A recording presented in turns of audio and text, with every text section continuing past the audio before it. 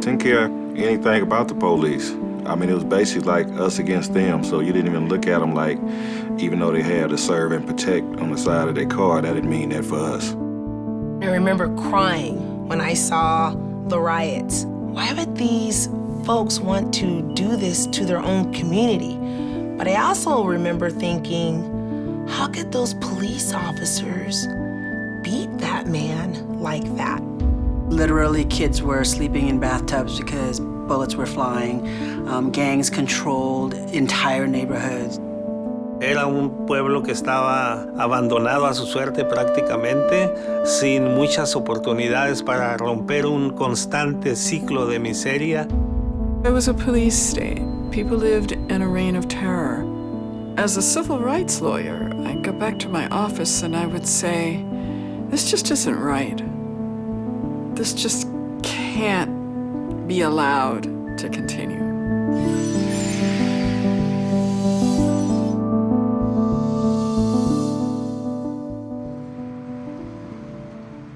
I was scared to go to school because my older brother and my older sister used to get jumped and bullied.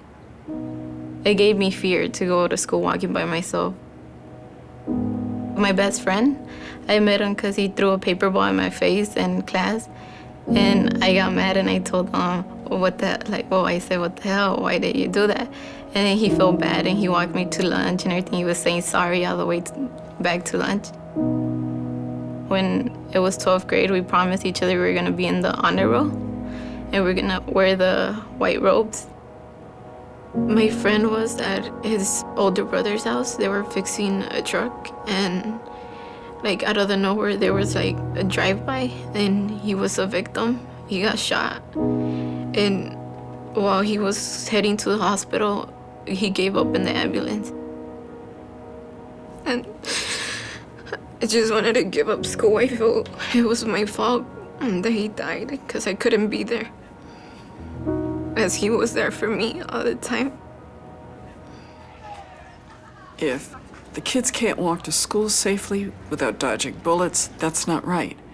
If they can't walk in the hallways of their schools without gangs accosting them, that's not right. Without safety and freedom from violence, you don't have anything.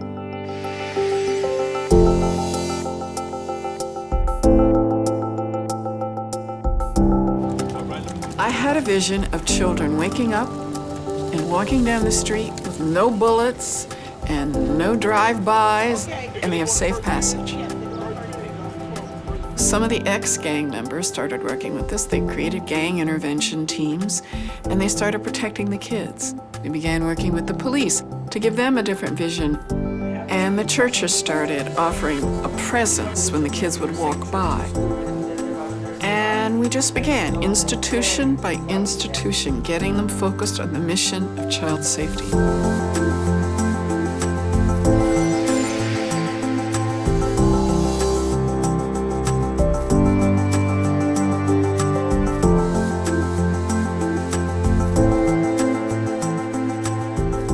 We felt that it was our obligation to go in there and to try to change the ground level dynamics by trying to implement what we call the comprehensive violence reduction strategy.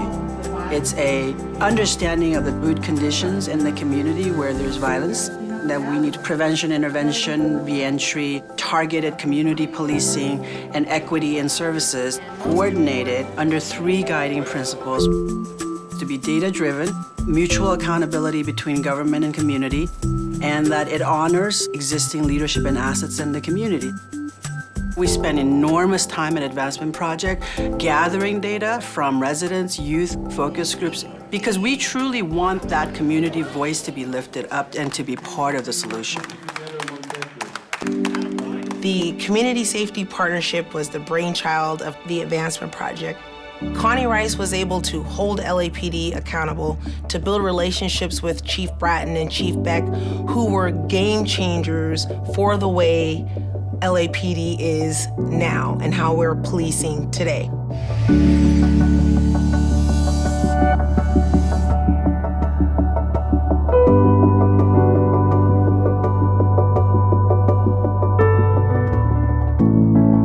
We have officers going into communities and building relationships with gang members, building relationships with youth that have grown up in this community and seen their dads go to jail, their brothers go to jail.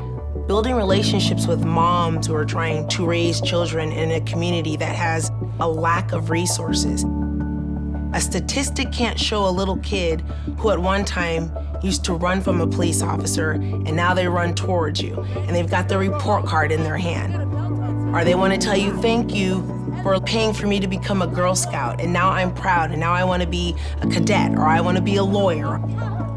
The new LAPD has become the way that they are now because of people like the Advancement Project, because of people who are now willing to do gang intervention and hold law enforcement accountable, because we want to work with the schools, the Latinos, the nonprofits, the faith-based, because we are willing to work together with everyone. That's where I met Don Arturo, and he told me to participate in the leadership training with the Advancement Project.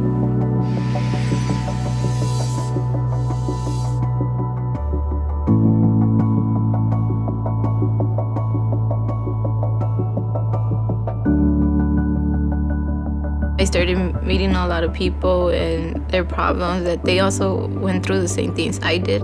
I started connecting with them. I started talking, and that's where I tried to start making a change there. So many of the places throughout the country where violence is entrenched, communities are disempowered and residents feel really like isolated. They can't really solve this problem. We have shown that even the immigrant monolingual Spanish-speaking Latino residents of Watts who live with this great fear of gangs and retaliation can participate. We can help them develop their capacity and become empowered to become leaders of this effort towards safety.